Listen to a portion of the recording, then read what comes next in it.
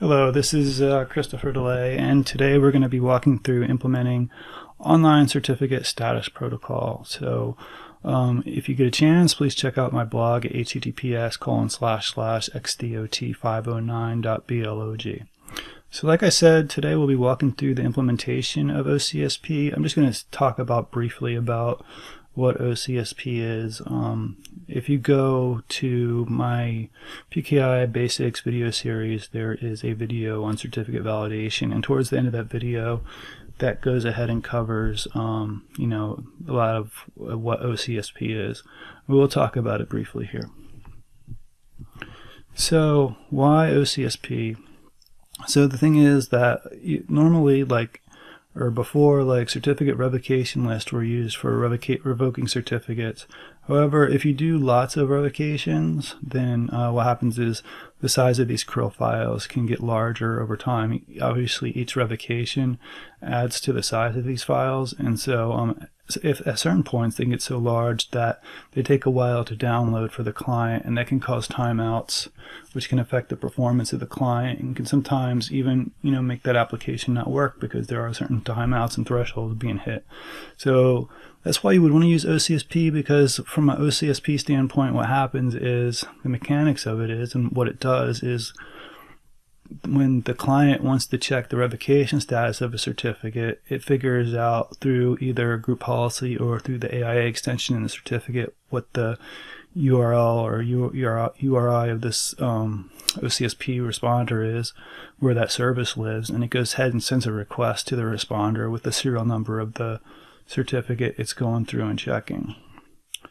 So it goes through and does that aspect of it, and then what happens is the server goes through and checks whether that cert is in fact revoked or not. For some responses it may have a cached response, but if it doesn't, it's going to generate a new one. So it checks the revocation status of that certificate, and then it's going to basically sign a request with the private key of its signing certificate, and then it's going to send that response over to the client. So that's pretty much how it works. And so you can see, in that particular instance, it's just like a single transaction, right? So the client's checking for this, just for the revocation status of a single cert, and that's all the information it's getting back. Where if it was using a CRIL, it would have to download the whole CRIL file and then, parse that CRIL looking for the serial number of the certificate it's checking. So we're going to go through. So here's the URI of the AI extension. So this is what it would look like in a certificate, where that OCSP URI would be located. And we'll set this up during our lab here.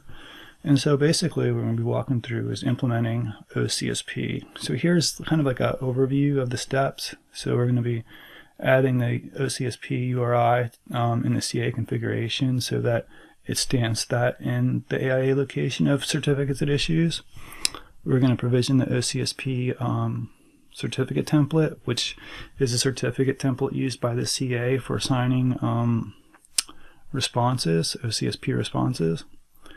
And then we're going to go ahead and install the OCSP service and obviously get it up and running. And then we're going to add a second member to the array, and then we're going to configure group policy, which is sort of an optional thing. And we'll go into more detail on these I'll go into more detail on these as I walk through them. So off to our lab here. So we're going to log into my CA here, and I have the certificate templates MMC here open. So we're going to go to the OCSP response signing template, and we're going to go ahead and duplicate that. It's kind of like a good practice, instead of using the templates that are already there, to create your own version of the template. So we're going to duplicate this, and we're going to give it a name here on the general tab. So I'm just going to call it Fourth Coffee OCSP response signing. And then we're going to go ahead and we're going to add the two online responders. So I'm going to make sure I select computers here, and then I'm going to do FC OCSP 01, and then FC OCSP 02. I'm going to do check names, and OK. Now, so we're going to give both of these computers, these are going to be my responders, read and enroll permissions to this template. Now the thing that may be confusing, if you look at when we do the install, you may notice in the wizard it talks about auto enroll. There's an unfortunate choice of words for that because it's not typically when we think of auto enroll, we think about the auto enrollment GPO and clients automatically enrolling for certificates, but it's not auto enrollment, so we don't need auto enroll permissions for this, and that's something that's often confused or confusing because of the language that's used in the wizard. So we're going to go ahead. There's one other thing we can check on here. Let's see if it has it here. I'm trying to think where this is now. Let's see. There's one thing I could show you if I can find it here. So there's one thing that's kind of unique to this template is that the OCSP responder runs under network service, and so we need to give network service read permissions to the private key. So if we look at this is what it should have set here. So I'm hoping this means network service. I'm not 100% sure, but that for this to work, it would have to be network service. So that apparently is like the SID for network service. So just something unique about this template, and that's there by default. So we're going to go ahead and click OK. And then I'm going to go ahead and add that template to my CA.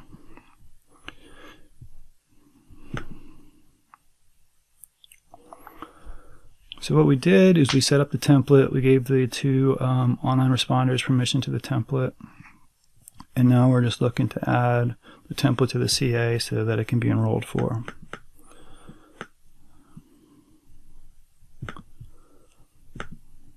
So there we go. So we have it here on the CA. So from a CA perspective, there's really not anything else that we really need to do, but so we have that part set up. That was pretty easy. If you have multiple CAs, the way that you usually set it up is, let's say you have, let's say 2 issuing CAs, you would make the template available typically on both issuing CAs, and then when you set up the array configuration for each CA, you would choose that specific CA to issue that response signing certificate. And so an array configuration is, we'll see more about that when we set up the actual OCSP responder. Okay, so so we didn't add the OCSP URI to the configuration, so let's go back and do that. So I did forget about that. So what we're going to do is we're going to just right click on here. We're going to go to properties, and apparently everything on my virtual machine is going to take forever today, so we'll just have to deal with that. And then I'm going to go to extensions, and I'm going to go to AIA. Okay, so here, if you're looking at the configuration, the CA is not optimally configured, so so you see some things here that you might not otherwise see if I actually went through and spent the time to configure this. This is for a lab, so it's kind of just like almost like a out-of-box configuration here. But what I'm going to do is I'm going to add the, I'm going to click Add here, and I'm going to do http://ocsp.fourthcoffee.com/OCSP. So you can use whatever DNS name you want. Usually OCSP is the one used. You do have to add the /OCSP because that's kind of like the virtual directory. I think it's a virtual directory, but it's what gets accessed on the responder, so you definitely have to include that /OCSP. So you click OK there, and then you do include in the online certificate status protocol extension, and then click Apply, and then Yes, and then OK, and then it'll start stamping that URI and issued certificates. The other thing we need to do is we need to do something on the domain controller. What was it? Not the group policy, because we're not going to do the group policy yet. I've kind of stumped myself here.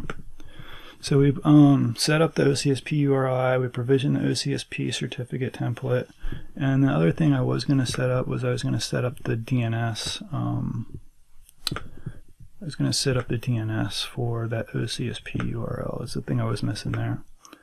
So I'm going to go in here and open this.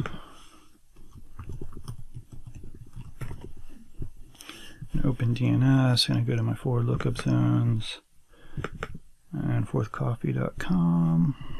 And I might already have this in here. Let's see, do I have an OCSP?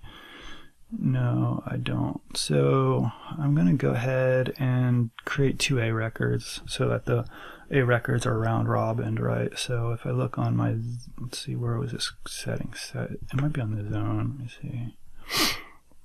Properties. No, it might be on the server.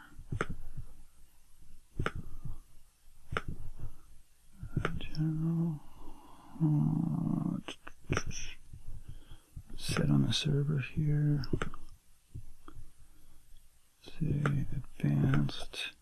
So you'll see I have an round robining enabled and probably subnet net mask ordering. So this will kind of load balance my OCSP in a sense, and then the net mask ordering would give clients the local OCSP responder.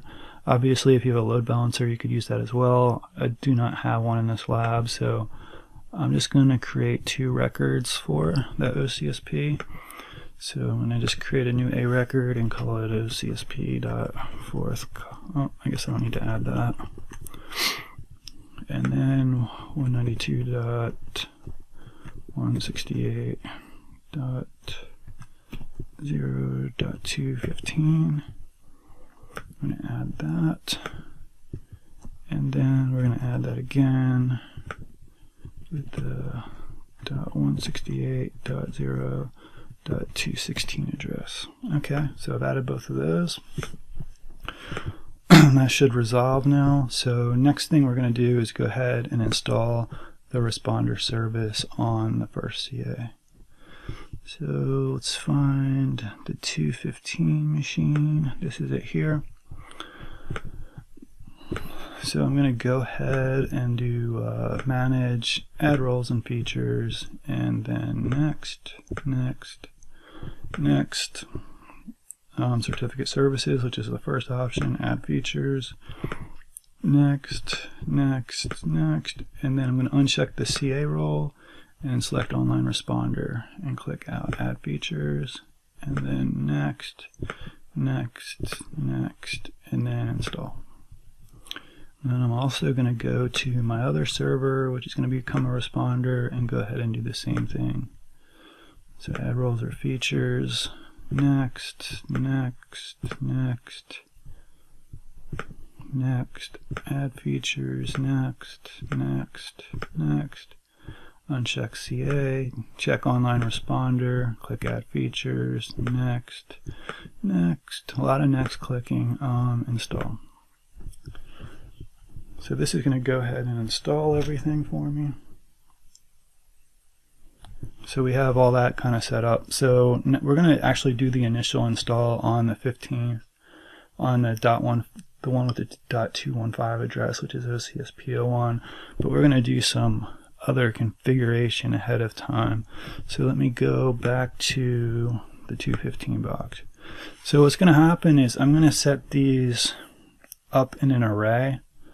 So what happens is when you have the 2 servers in an array, when you do the configuration on the first responder, it'll replicate to the second responder. So if you have multiple responders, you don't have to set up the array configuration multiple times, which again begs the question, what's an array configuration? And we'll go ahead and get to that there in a minute once this feature installs. Okay, so we click close here, and then this is going to finish. We need to complete the install actually, so we're just going to go here.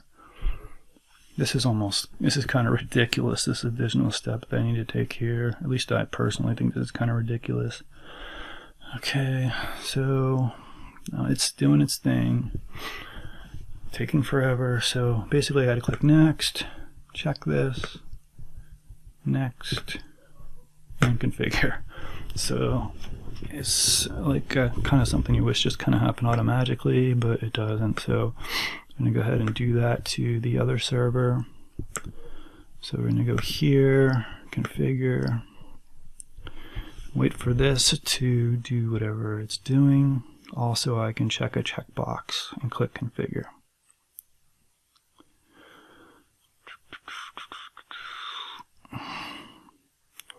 thing that's funny is like a lot of these things you do in the GUI, like they take, like you saw how long that took. A lot of times you'll do the same thing in PowerShell and it'll happen like in a fraction of the time, which I don't understand. But anyways, here's online responder, next, and configure. So next we're going to set up the firewall. I talked about the array configuration, but in order for the array configuration to work, we have to have the servers be able to communicate. And I believe the communication is over RPC. Another annoying thing while I'm here complaining is this search feature sometimes on servers does not work as well as it probably should. So basically we need to configure the firewall. So luckily there's more than one way to get to these things. So we're going to go to control panel. Actually, I don't even know if firewall's under control panel. Oh, it is. Okay, here we go. So I'm going to advanced settings. What does that do? Okay, here we are. This is what I was looking for. So I'm going to go to my inbound rules, and this is a domain join machine, so I'm going to want this rule to take effect when I'm on the domain. So or I could do it for all networks. Obviously there's, you know, domain, public, private network. So what I'm looking for is this OCSP one. So online responder DCOM in and online responder service RPC in, and this is going to allow the array members to communicate. So I'm just going to do enable this rule, and then same here, enable this rule. And I'm going to go ahead and close that and close that. Then next we're going to flip over to 216 and we're going to hit close, and we're going to go through that weird way to get to the control panel. So we're going to go here and then go to control panel, and then we're going to go to small icons. Now this is exciting stuff, isn't it, right? So I'm sure there's some programmatic way to do this with PowerShell or whatever, but since I'm only working with 2 servers, it's not that big of a deal to do it manually. So I'm going to go to my inbound rules, and again we're looking for the online responder. And so the rest of the ports for the online responder service, like it's basically you talk to OCSP responder over port 80, and so that firewall exception is created. Now sometimes the question comes up like, what about 443? Should this be SSL'd? Well, it's not really recommended to SSL OCSP. Actually, I doubt it's even supported, because if you think about it, if you're checking revocation for a certificate and then you go to an HTTPS secured site, then you have to validate the certificate that on that OCSP secured on that TLS secured site, right? You got to validate that certificate, and maybe that certificate is pointed to the same OCSP server for providing revocation, and so you just get in this loop where you're just basically looping through to the same responder, keep checking certificates, and you never get to the end. So it's really not recommended. I guess theoretically you could use a certificate from like a different CA that maybe doesn't have I guess you could probably make it work if you really wanted to, but it just, you know, you could smash yourself in the face with a hammer too, but why do it? So here we go, enable rule and enable rule. So okay, so that's all set up now. So we have the 2 firewall rules. So now we're going to go ahead and install the responder service. So we're going to do we did all that, so we just need to open up our online responder tool.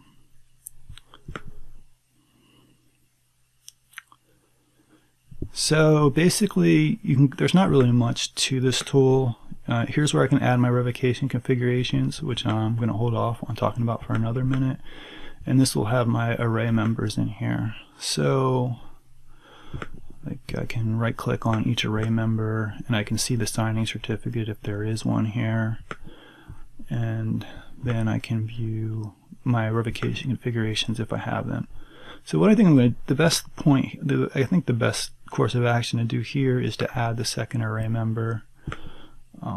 That way when I do the initial configuration, it'll just happen on both. You could add it before or after you do the array configuration. It'll work either way. But we'll just do it first this time. I usually do it second, so I'll see if this blows up in my face or not doing it first.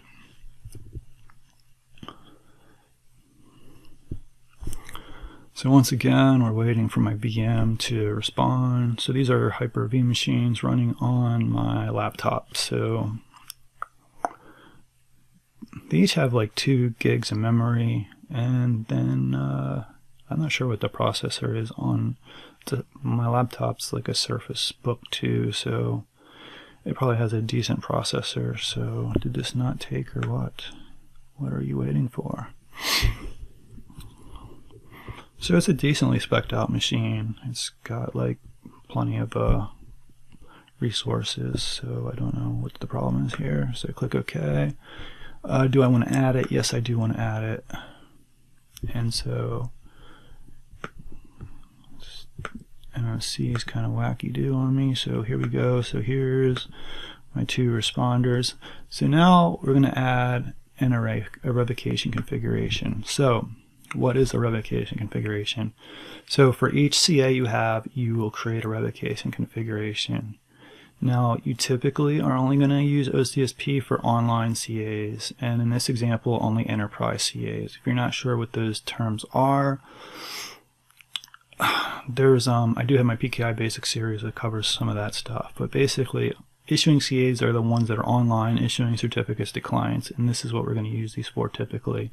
If you have like an offline route, it's generally not really I mean, I've never seen a like revocation status provided for like a root CA. It's kind of a weird thing to do. I suppose if you really wanted to do it, you could, you know, if you hate yourself and you really just want to cause problems for yourself, then go for it. But there's really, it's just extra work for no reason, because the CRL for the root's going to be super small because you only issue so many certificates, and it's just not, I can't think of a reason. If you can think of a reason why it would be a good idea, then go ahead and please let me know. I'd be kind of interested in that. But anyways, enough on that. So now we need to add our revocation configuration. So once again, like I said, you're going to have a revocation configuration for each issuing CA. And that revocation configuration is basically going to be the configuration of how that, where the signing certificate comes from, and the various configuration of how revocation is checked by the responder and all those sorts of things. And we'll see all this when we set it up. So we're going to do add revocation configuration, and we're going to click next.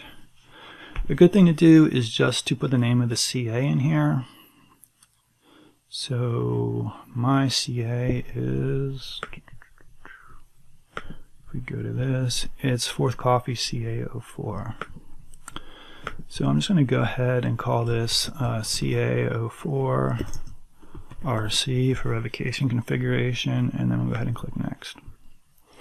And then select a certificate for an existing enterprise CA. That's what we're going to do. And then we're going to click the Browse button, and here's my CA. If you had multiple CAs, obviously more would come up, but in this environment, I just have one, so I'm going to click OK. And then I'm going to click Next. And so here's the auto-enroll verbiage. I really hate the fact that they did this because it just adds unnecessary confusion about the auto-enroll permissions on the template. But typically, you're going to leave it like this for an enterprise CA. Here automatically has my CA populated, and it'll list whatever OCSP signing template you have on the CA that's available for issuance. It'll show up here, obviously. If you had multiple, it might list multiple. I've never seen that. You have this other option, manually select a signing certificate. This would be like if you're somehow, I guess if you were using like a standalone, doing it for a standalone CA, you might manually request that certificate and issue it. There's a whole bunch of things on how the certificate is stored in the private key permissions, so maybe we'd take a look at that in another video. Use the CA certificate for revocation configuration. So this is just saying, hey, don't even get an OCSP signing response certificate, just use the CA certificate. I've never seen that done. As far as the pros and cons of it, I'd have to sit down and think about it, but it's definitely not a common practice. If that's a question you have on why that's not a good idea, go ahead and let me know, and I'll put a little more thought into it than I'm willing to do right now. So basically, we're going to click next here, and once again, we're going to wait. I love the status bars that like don't have like a beginning or end. They just scroll over and over again. It's so helpful. So here I can configure my provider information. It's going to pull it from the certificate, so I guess I only have like a LDAP URL in my certificate right now, so it just has the LDAP one it's going to use. Again, this is my lab, so I often change configurations to test things out, so that's why this is probably not looking like it meets best practice. Like, I don't have an HTTP 1 listed here, so I must have configured my lab for some other work to not have an HTTP 1, which is kind of weird. But anyway, so that's what we have right now. If the only other thing you might change is if you want the OCSP responder to check for CRLs at a more frequent interval, you could uncheck this and specify some period of minutes. I guess theoretically what that would buy you is if you had it check like every 5 minutes and you had to do like an emergency curl publish because something super sensitive was revoked, and I guess theoretically you could publish that and it was checking more often, it would get that information more update. But we really try to avoid thinking of the online responder as like sort of like an emergency revocation kind of way to do things. I'll show you how you can do that outside of this. That's probably a better way to handle those sort of emergency situations. So go ahead and click OK, and then I'm going to click Finish. It's going to go ahead and enroll for the OCSP signing certificate. So if you have any problems here, the problem's going to be with installing that certificate. So if you do have any problems here, then you can kind of go ahead and sort those out.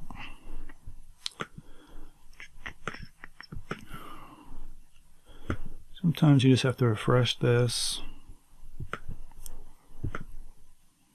Signing certificate not found. Signing certificate not found.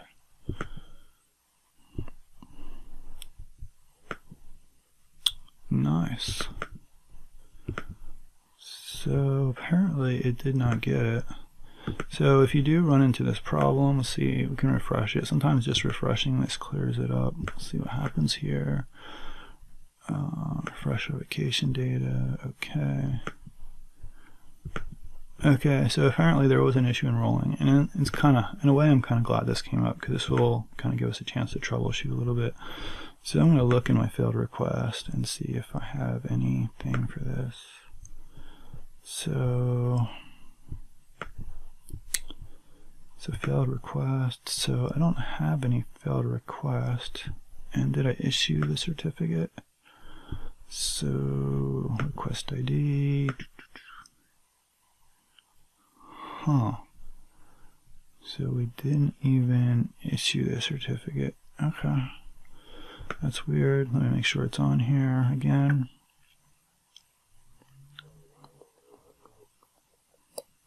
Waiting for my super performant VM to respond. Okay, the template's there. Just to make sure I'm not insane, we'll kind of view the permissions on that again, and this will give you an idea of what the troubleshooting steps would be for this. So where is my fourth coffee?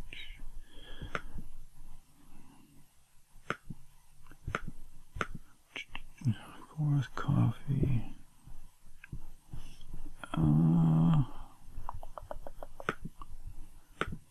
Okay. Here we go. So here's my template. We'll just double check the security on that. And here's OCSP01, read and enroll. OCSP02, read and enroll. So we should be good to go. So we have permission to the template. And it's on the CA. So I can't exactly figure out what's going on here. What we can do is, again, this could just be an issue with the UI, so we can refresh this. And signing certificate not found. Nice. So if you want to kind of view where the response signing certificate is, you can go into mmc.exe here, and what you do is you do file, add, remove, snap in, and then we're going to go to certificates, and then add computer service account, sorry, and then local computer, and then we're going to look for the OCSP online responder service and click finish and OK. And then it's usually here is the response signing certificate. So apparently I did not get a certificate at all. So what you can do now, this wouldn't actually be a one-to-one comparison, but you can use the wizard to see why you can't enroll for the certificate. So we can do all tasks, request new certificate, next, next. Here's my template, and this is going to tell me what sort of issue I have when I go to enroll for this. Okay, so it's asking me to connect a smart card. Huh.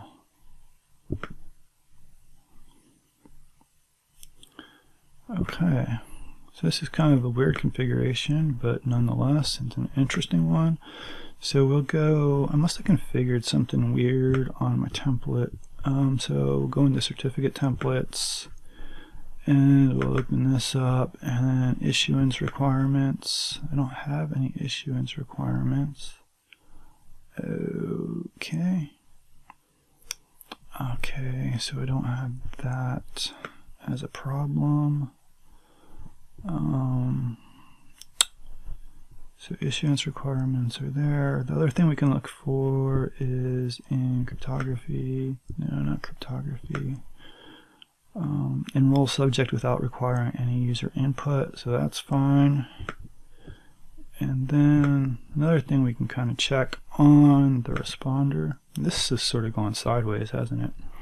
So the other thing we can check on my responder is, let's see, is this one of my responders? No.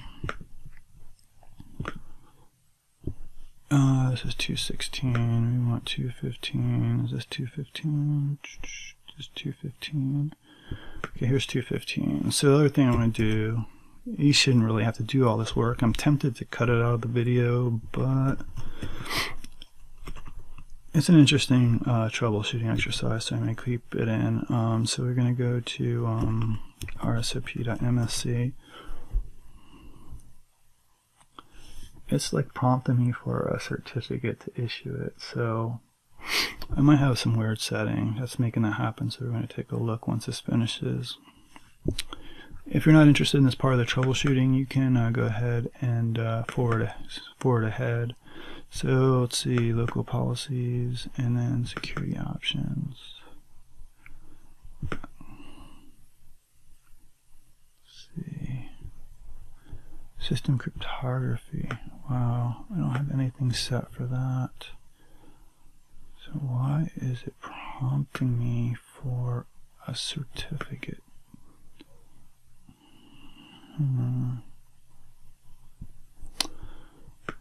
Let's go back to our template here. One last thing I can think to check. So we're going to go to our CA, and then we're going to go to this guy, and we're going to go to, I have an idea what it might be now. Let me just double check. So this is, I was doing some testing, so I'll just probably leave this in the video, but because it's good from a troubleshooting standpoint. If you're not interested, you just forward ahead.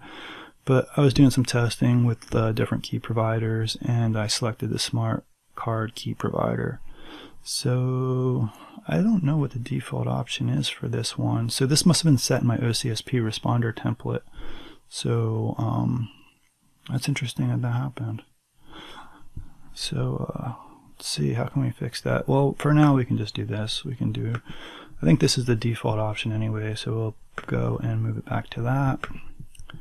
And now I should be able to fix my responder. So that was an interesting kind of troubleshooting exercise. So we're going to go here, and we're going to delete this thing. And then we're just going to go ahead and re-add it. So the new steps here, next. CA04RC, next, and then we're going to browse to the CAs. We're going to select our CA and click OK. Just keep in mind, you definitely won't have the problem that I just had, but just keep in mind that this was a production environment and I made a change to that template. That's like an AD change that could take time to replicate. This is a small lab with 1 DC, so I don't need to worry about that. Just keep stuff like that in mind. So we have the proper template selected, and then we'll click next.